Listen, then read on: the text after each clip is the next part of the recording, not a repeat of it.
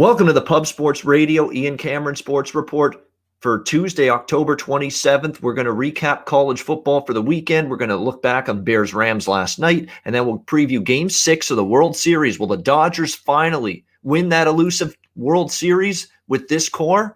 Or will the Rays fight back as they've done so many times this playoffs and force a Game 7? Going to be a great viewing experience tonight. A great Game 6 on tap. Looking forward to it. Before we get to that, though, let's break down college football from this past weekend. Obviously, the Big Ten and the Mountain West are getting involved. Wisconsin rolling Illinois on Friday night, 45-7. Graham Mertz looking excellent at quarterback, but he may not be looking excellent at quarterback next week because he's not going to play next week. He's been diagnosed with COVID-19. He's not going to play against Nebraska. In fact, there's rumblings now that game might get canceled. So keep your eyes on that. But nevertheless, Wisconsin 45-7 destroying Illinois in that game. Michigan State, I had them circled as a bet against team. I thought this was going to be a down year and potentially a fall off the cliff year for Michigan State compared to where they've been. Of course, the Mark D'Antonio era is over, and now Mel Tucker hired as the head coach, who I didn't think did a particularly good job at Colorado when he was the head coach of the Buffaloes. And boy, Michigan State not only losing as double-digit chalk at home to Rutgers, but losing 38-27 by double digits. It was everything that was bad you could have imagined for the Michigan State Spartans. The defense couldn't get stops. They committed 7 turnovers in that game against Rutgers.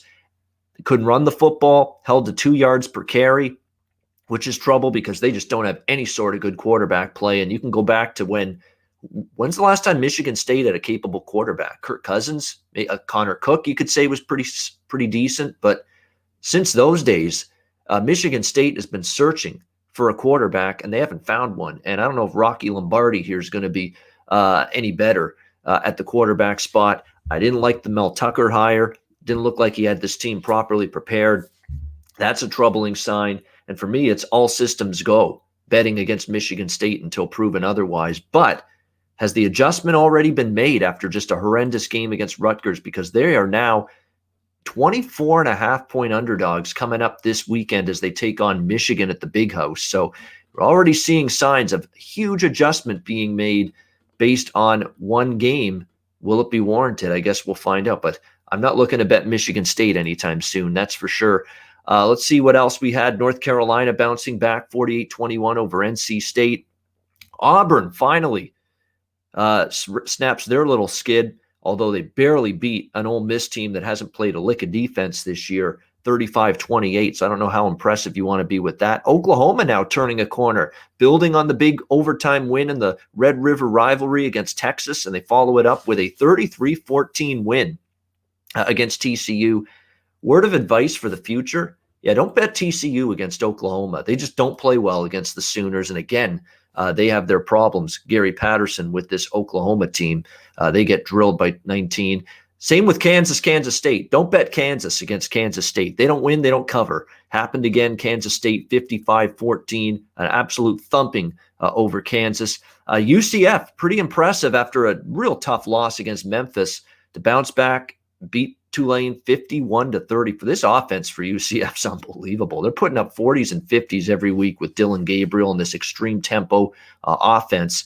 Their defense leaves a lot to be desired, but you got to like what you're seeing from Central Florida in terms of being able to move the football. Notre Dame, this is one of the ones I got wrong on Saturday. I thought Pitt has given Notre Dame tons of trouble. They'd be able to hang in there against them and make it a game. They were romped 45-3. It's a breakout performance for Ian Book and the offense. Tennessee continues to go downhill, 48-17 loss to Alabama. Another terrible game for the defense of Tennessee. Jarek Guarantano, again, not very good as well. How about Virginia Tech upset 23-16 by Wake Forest? Virginia Tech's offense held down. Hendon Hooker had a real rough game, 3 interceptions for him in that one. Oklahoma State 24-21 win against Iowa State. Oklahoma State getting healthier on offense. They got Spencer Sanders back. The offensive line had a couple starters back. They get a good win there against Iowa State. What else did we see? Boston College beating up on a pathetic Georgia Tech defense, 48-27. Georgia Tech couldn't stop me and all the people that watch the Ian Cameron Sports Report on defense right now with what they're playing like. Texas Tech beats West Virginia. LSU 52-24 win over South Carolina. How about TJ Finley stepping up and in place of the injured Miles Brennan for LSU and played really well at quarterback, and ugly day defensively for South Carolina. Here's one that surprised me. Michigan 49-24 over Minnesota. Pretty impressive. Yeah, in all three phases for Jim Harbaugh's team: offense, defense, special teams. I think the Minnesota defense is what really surprised me, how poorly they played against a Michigan team and really a quarterback that's making his first ever start, Joe Milton, the new Michigan quarterback. And Minnesota really struggled in that game. Maryland Northwestern, you talk about Michigan State being Exhibit A of bet against material and in the Big Ten. Maryland might be right next to them. I mean, that was bad. They were shredded on defense by Northwestern, and the Indiana transfer Peyton Ramsey, who I think is a good job by Pat Fitzgerald bringing him in, because quarterback has been a little bit of a sore spot for Northwestern. I was never a big Clayton Thorson guy. He was okay at times, some games, and other games he just was not very good. I think Peyton Ramsey is going to stabilize the quarterback spot a bit. I think they got a good O-line, good skill position weapons. I think the defense really could be good this year for Northwestern. Now, Maryland's offense probably a little bit part of the story too, how bad they were. Tua's younger brother, Talia Tagovailoa, he's got a long way to go to catch up to where his brother is in terms of being a capable quarterback. That's for sure. It was not very good. I'm not a big fan of Mike Locksley, the coach. And Maryland could be in for a rough year in the Big Ten. They get absolutely destroyed, 43-3 by Northwestern. And how about the big game at night, Cincinnati and SMU? Cincinnati Bearcats, 42-13 winners over SMU. Look, I like that SMU, and I've backed them a couple times and won with them a couple of times, but I wanted no part of them in this game, and thankfully I laid off SMU, because you look at their schedule, if they had played 1 week defense after another, Cincinnati was the best defense for Shane Buechele in that offense, and they were grounded to a halt. It was an impressive defensive performance by the Bearcats. That is a defense they've got, and they showed it against SMU. They look like the team to beat in the AAC right now. I like what I see from Cincinnati. They've got the defense. They're one of the few teams in that conference that plays defense at a pretty high level. I think they play better defense than SMU, better defense than UCF, better defense than Houston. That's why I think Cincinnati is going to be the best team to beat, I should say, in the American Athletic Conference. And they kind of showed it with that very impressive road win against SMU. Monday, all right, that's your college football look. Let's go to Monday Night Football between the Bears and Rams. And this is what you get with Chicago sometimes. And, I lean to the Bears. I lean to the under. I would have split 1-1. So really, it's good I didn't bet either one, because I would have lost a little bit of juice when it's all said and done if I bet both of them. So, but, no complaints for me. When you look at that game, the Bears just offensively, that's what you're going to get sometimes. And Nick Foles against a above average defense, he's going to struggle against a good pass rush, against a team that can really collapse the pocket. And the Rams defensive line can do that.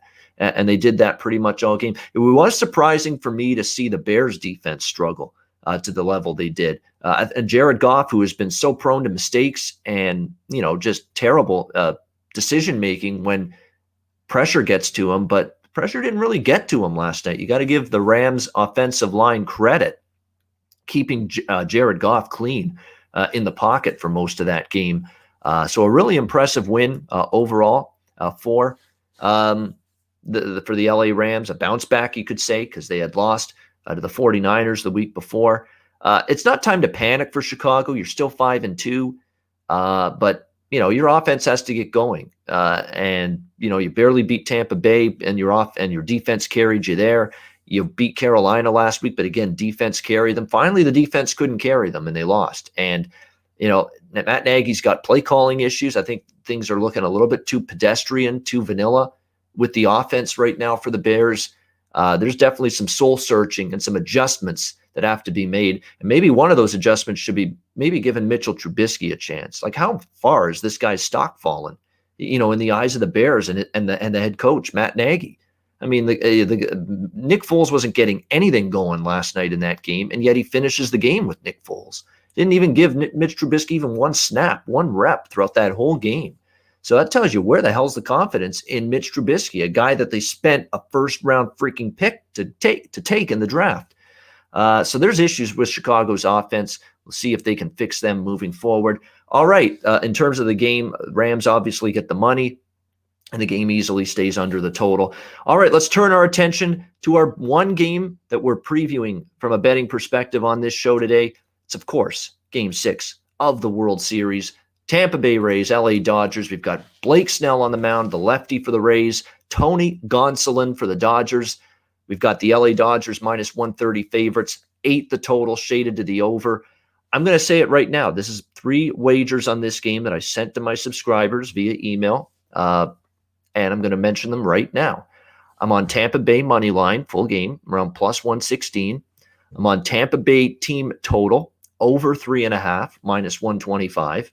And I like the Tampa Bay Dodgers game over the full game total, over 8, minus 115. Here's my thought process. I'm confident the Rays lineup can hit Gonsolin because they showed they could do it earlier in this series in Game 2. They got to him. They knocked him out of the box early. And then they dug into that Dodgers middle relief of their bullpen, which to me is a little bit suspect. I don't trust that part of the Dodger pen to get outs for me. So I think there's opportunities for the Rays to get some runs early in this game against Gonsolin and against the mediocre to me Dodgers middle relief after him, because I don't think he's going to pitch deep. Dave Roberts is saying he's not going to be an opener. He expects 4 or 5, maybe even 6 innings out of him. That's easier said than done. If you're going to pitch 4, 5, 6 innings tonight, you got to be getting the job done. And I'm not convinced Gonsolin's going to get the job done tonight against this Rays team who hit him hard the last time they faced him in Game 2. So I think the Rays will get runs. I think they get 4+ runs, so that's why I like the team total. And obviously, I think they've got at least a shot to win this game. We've seen this be a World Series where momentum has not carried over from game to game. No team has won 2 straight games yet in this series. It was a Dodger Game 1, a Rays Game 2, a Dodgers Game 3, a Rays Game 4, a Dodgers Game 5. So if you're betting that pattern, you would think the Rays have a chance tonight. And Blake Snell's the guy you want. There's no pitcher that's fared better for the Rays, at least from a starter's perspective, against this Dodgers lineup than Blake Snell. Morton struggled a bit. Glasnow's been hit around by the Dodgers, not Blake Snell. Blake Snell did very well in Game 2 against this Dodgers lineup. He's the guy you want out there. I think Tampa Bay has got a real shot to win the game. I like them over their team total, and I like the full game over because the one concern I have, I respect the hell out of the Dodgers lineup, and that's the concern I have. Okay, because as good as Blake Snell was in Game 2 against them, we're now talking about the second look and the second time in less than a week for this Dodgers lineup to face the same pitcher in Blake Snell. And Blake Snell's a terrific pitcher. There's no question. But I worry that when you've got a lineup that's this deep, 1 through 9, we know who's on this lineup with Betts and Turner and Bellinger and Corey Seager, who's been unbelievable, and go on down the list. I mean, it is a deep lineup. They've hit well in this series. There's just that nagging concern in the back of my mind that these guys being able to face Snell for a second time in a short period, a second start in a short period of time, that they're going to be able to maybe have some better at-bats, make adjustments, and maybe get some better hits and score more runs off of Snell. So that's why I'm also on the full game over. It's kind of like insurance for me, because I think if the Dodgers win this game, the game's going to go over the total. I could see that if the Dodgers get to Snell, I could see them winning by 6-3, 7-3, something like that. Game goes over the total. I think if the Dodgers win, it does go over the total. So it's kind of like a little insurance for me in case Snell does struggle against that Dodgers lineup. So I'm going with 3 separate bets, and they're all small. They're all a quarter unit each for me. So I'm keeping it small. It's just some light opinions to, get me into the game even more. Not that we need it. It's a Game 6 in the World Series, but I'm on Tampa Bay money line, Tampa Bay team total over 3.5, and also the Tampa Bay Dodgers full game over 8, which is around minus 115. So that's how I see it. With Game 6 tonight, I think the Rays at least have a chance to force Game 7, and I don't mind taking their best pitcher, Blake Snell, at a plus price in a must-win game, backs against the wall. It's all hands on deck, throw everything in but the kitchen sink at the Dodgers with, a team that's been one of the best teams in baseball all year, the Rays. I don't mind taking the plus price shot with them tonight. And I'm also going to take the team total over and the full game over in Game 6 of the World Series tonight with the Rays and Dodgers. All right, that'll wrap it up for the Tuesday, October 27th edition of the Pub Sports Radio Ian Cameron Sports Report.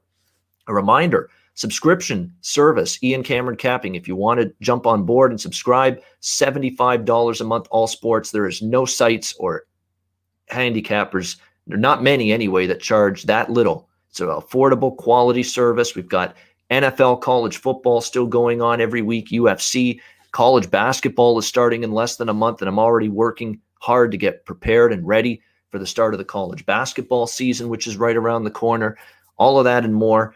If you're interested in subscribing, you can send an email to bobano350@gmail.com. All right, that'll wrap up this edition of the Pub Sports Radio Ian Cameron Sports Report.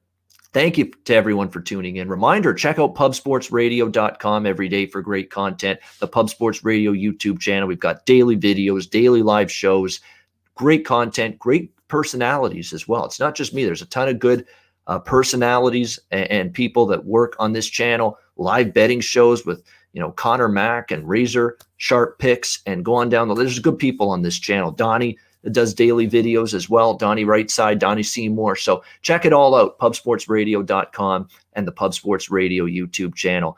Thanks for tuning in. Enjoy your Tuesday night. Good luck with all your wagers. Enjoy Game 6 of the World Series. I'll be back with you tomorrow on Wednesday for another edition of the Pub Sports Radio Ian Cameron Sports Report.